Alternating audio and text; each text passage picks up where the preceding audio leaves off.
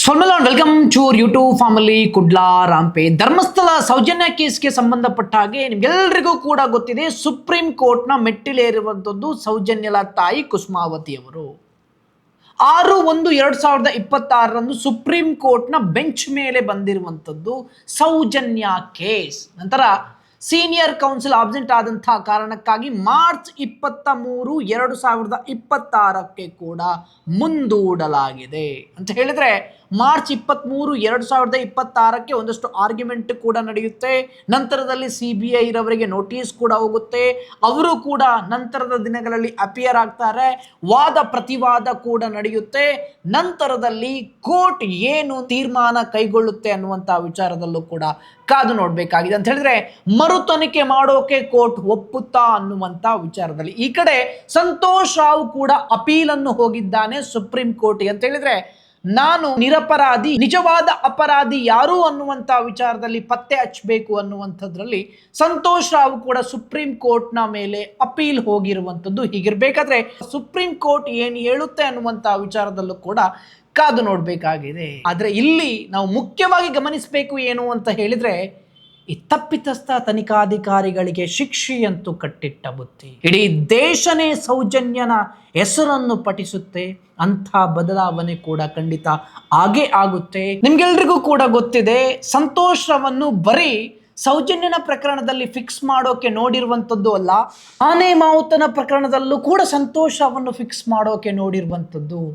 ಇದು ಇಷ್ಟೆಲ್ಲ ತನಿಖೆ ಮಾಡಿದಂತಹ CBIಗೂ ಕೂಡ ಗೊತ್ತೇ ಆಗಲಿಲ್ಲ. ಅದೇ CBI ಹೇಳುತ್ತೆ, ಡಾಕ್ಟರ್ ರಶ್ಮಿ ಮತ್ತು ಡಾಕ್ಟರ್ ಆದಮ್ ಅನ್ನು ಇಲಾಖಾ ವಿಚಾರಣೆ ನಡೆಸಬೇಕು ಅನ್ನುವಂಥ ವಿಚಾರದಲ್ಲಿ CBI ಕೂಡ ಹೇಳುತ್ತೆ. ಆದರೆ ಇಲಾಖಾ ವಿಚಾರಣೆ ಯಾವ ರೀತಿ ನಡೆದಿದೆ ಗೊತ್ತೇನೋ? CBI ಯಾವುದಕ್ಕೋಸ್ಕರ ಡಾಕ್ಟರ್ ರಶ್ಮಿ ಮತ್ತು ಡಾಕ್ಟರ್ ಆದಮ್ ಅನ್ನು ಇಲಾಖಾ ವಿಚಾರಣೆ ಮಾಡಬೇಕು ಅಂತೇಳಿ ಹೇಳುತ್ತೆ ಅಂತ ಹೇಳಿದ್ರೆ, ಶವ ಪರೀಕ್ಷೆ ಮಾಡುವಾಗ ಪರೀಕ್ಷೆಗೆ ಅಗತ್ಯವಿದ್ದಷ್ಟು ವೆಜಿನಲ್ ಸ್ವ್ಯಾಬ್ ಅನ್ನು ತೆಗೆಯದೆ DNA ಪರೀಕ್ಷೆಯು ಅಪೂರ್ಣವಾಗುವಂತೆ ಮಾಡಿರುವುದು. ಎರಡನೇದು, ಹೊಟ್ಟೆಯಲ್ಲಿ ಜೀರ್ಣವಾಗದ ಹಾಗೂ ಸಣ್ಣ ಕರುಳಿನಲ್ಲಿ ಅರ್ಧಂಬರ್ಧ ಜೀರ್ಣವಾಗಿರುವ ಆಹಾರವಿದೆ ಎಂದು ತಪ್ಪು ಮಾಹಿತಿಯನ್ನು ನೀಡಿರುವುದು. ಮೂರನೇದು, ವಿಸರ ಸಂಗ್ರಹವನ್ನು ಅಂತ ಹೇಳಿದ್ರೆ ಹೊಟ್ಟೆ ಅಥವಾ ಅದರಲ್ಲಿರುವ ಪದಾರ್ಥ, ಲಿವರ್, ಕಿಡ್ನಿ ಇತ್ಯಾದಿಗಳನ್ನು ಸಮರ್ಪಕವಾಗಿ ಮಾಡದೇ ಇರುವುದು. ನಾಲ್ಕನೇದು, ಕುಮಾರಿ ಸೌಜನ್ಯಲ ಬಳಹಸ್ತದ ಹಿಂಬದಿಯಲ್ಲಿ ವೃತ್ತಾಕಾರದ ಕಣ್ಣಿಗೆ ಕಾಣಿಸುವ ಗಾಯದ ಗುರುತಿದ್ದರೂ ಸಹ ಮರಣೋತ್ತರ ಪರೀಕ್ಷೆಯಲ್ಲಿ ನಮೂದಿಸದೆ ಇರುವ ಕುರಿತು. ಐದನೇದು, ಸೌಜನ್ಯ ಕುತ್ತಿಗೆ ಬಿಗಿದ ಗುರುತಿರುವ ಜಾಗದ ಚರ್ಮದ ತುಣುಕನ್ನು ಹಿಸ್ಟೋಪಥಾಲಜಿ ಪರೀಕ್ಷೆಗೆ ಕಳುಹಿಸದೆ ಇರುವುದರಿಂದಾಗಿ ಇವರು ಈ ರೀತಿಯ ತಪ್ಪನ್ನು ಮಾಡಿದ್ದಾರೆ. ಡಾಕ್ಟರ್ ಆದಮ್ ಮತ್ತು ಡಾಕ್ಟರ್ ರಶ್ಮಿ ಇವರನ್ನು ಇಲಾಖಾ ವಿಚಾರಣೆಗೆ ಒಳಪಡಿಸಬೇಕು ಅಂತೇಳಿ 2017 CBI ಆದೇಶವನ್ನು ಕೂಡ ಮಾಡುತ್ತೆ.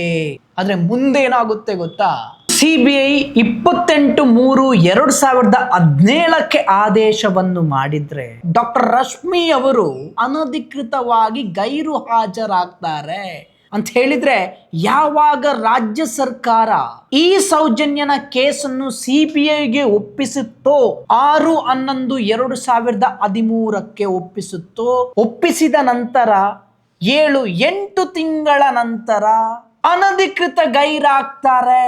8 ತಿಂಗಳ ನಂತರ ಅನಧಿಕೃತ ಗೈರು ಹಾಜರಾಗ್ತಾರೆ.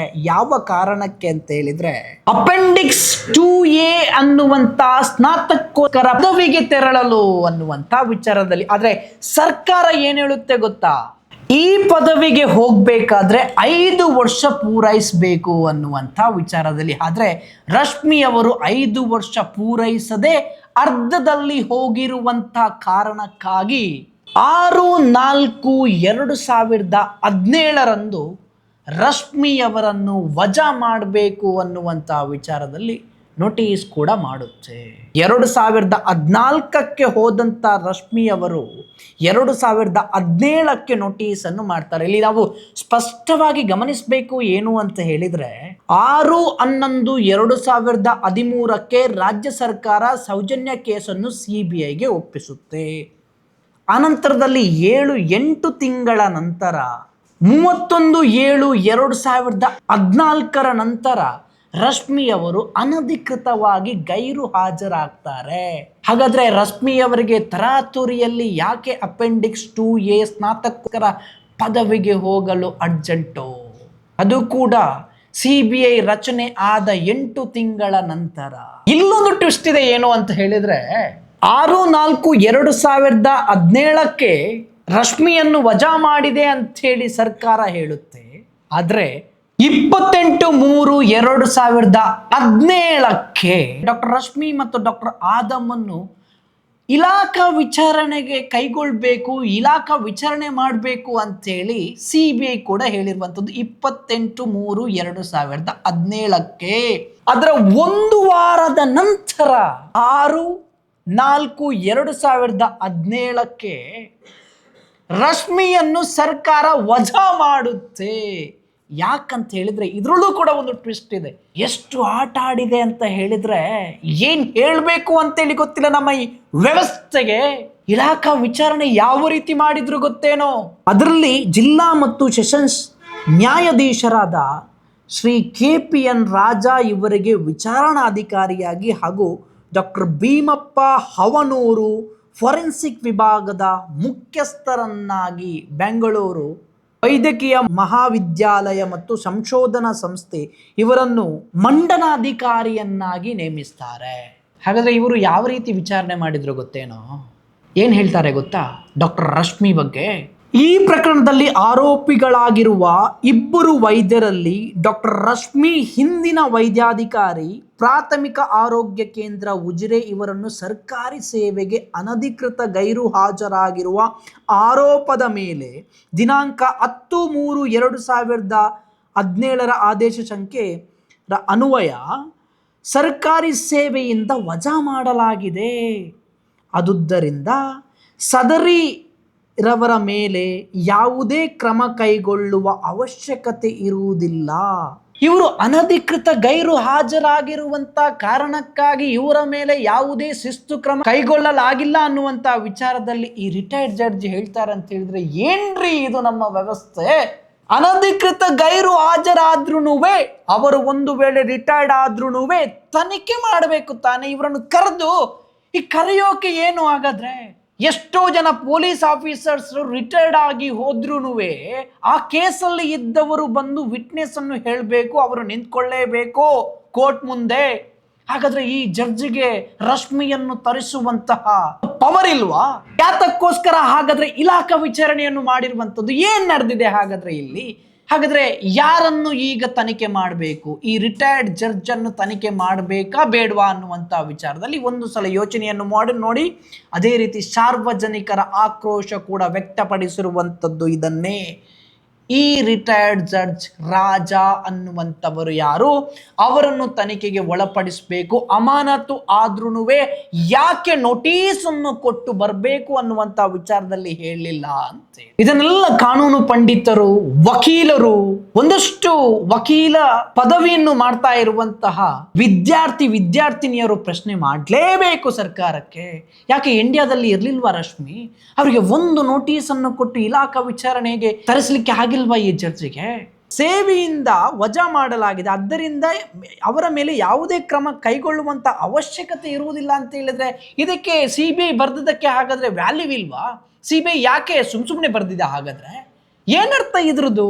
ಉತ್ತರ ಕೊಡಿ ಗೃಹ ಮಂತ್ರಿಗಳೇ, ಉತ್ತರ ಕೊಡಿ ಸರ್ಕಾರ, ಪ್ರಶ್ನೆ ಮಾಡಿ ವಿರೋಧ ಪಕ್ಷಗಳೇ. ಗೃಹ ಇಲಾಖೆಗೂ ಕೂಡ ಹೇಳ್ತಾ ಇದ್ದೇನೆ, ಕಾನೂನು ಇಲಾಖೆಗೆ ಪ್ರಶ್ನೆಯನ್ನು ಮಾಡಿ ಯಾಕೆ ಈ ರೀತಿಯಾಗಿ ಬರೆದಿದ್ದಾರೆ? ಯಾಕೆ ರಶ್ಮಿಯನ್ನು ತರಿಸಲಿಲ್ಲ? ನೋಟಿಸ್ ಅನ್ನು ಯಾಕೆ ಕೊಡ್ಲಿಲ್ಲ? ಇಂಡಿಯಾದಿಂದ ಹೊರಗಡೆ ಇದ್ರ ಅಥವಾ ಅವರು ಈ ದೇಶದ ಕಾನ್ಸ್ಟಿಟ್ಯೂಷನ್ ನ ಅಡಿಯಲ್ಲಿ ಬರುವುದಿಲ್ವಾ?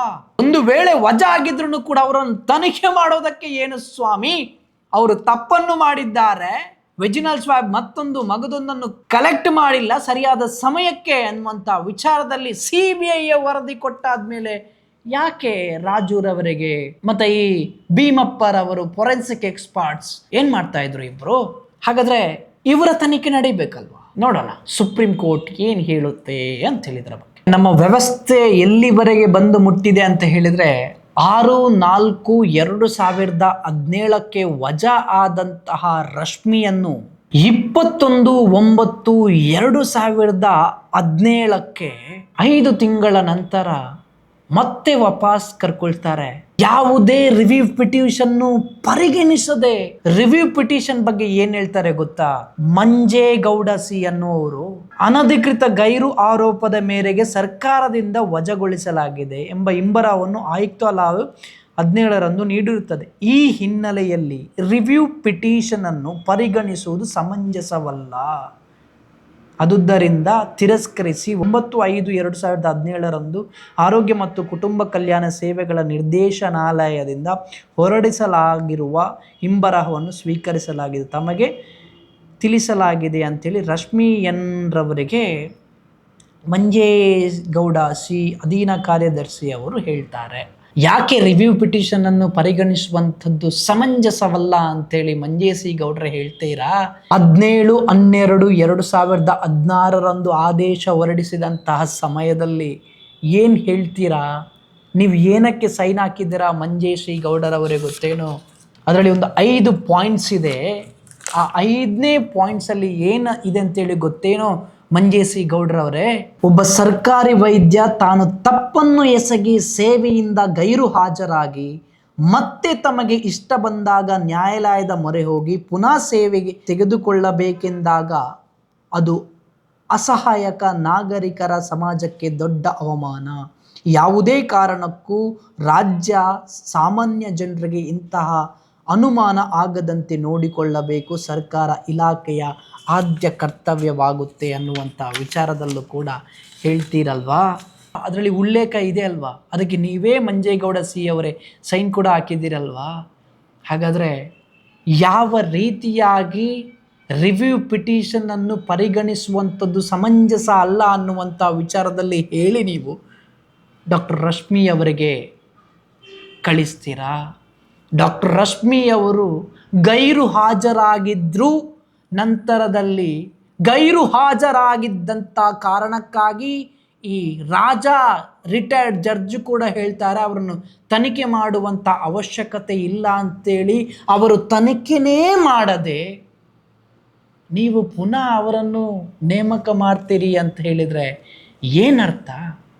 ನೀವೇ ಹೇಳಿದಂಥ ಉಲ್ಲೇಖದಲ್ಲಿ ಇರುವಂಥದ್ದು ಎಲ್ಲಿ ಹೋಯಿತು? ಹಾಗಾದರೆ ಅಸಹಾಯಕ ನಾಗರಿಕ ಸಮಾಜಕ್ಕೆ ದೊಡ್ಡ ಅವಮಾನ ಯಾರು ಮಾಡಿರುವಂಥದ್ದು?